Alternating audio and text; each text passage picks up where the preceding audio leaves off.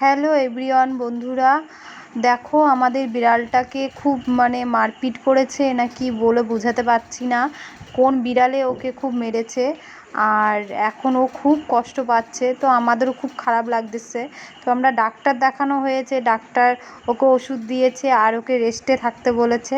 আর ও খুব কষ্টও পাচ্ছিল, তো আমাদের ভালো লাগতেছিল না। আমার হাজব্যান্ড ওকে ওর চিকিৎসা করছে, ওর ওষুধ লাগিয়ে দিচ্ছে, ওকে খাইয়ে দিচ্ছে, কিন্তু ও খাচ্ছিল না। তো ডক্টর এগুলা ওষুধ দিয়েছে।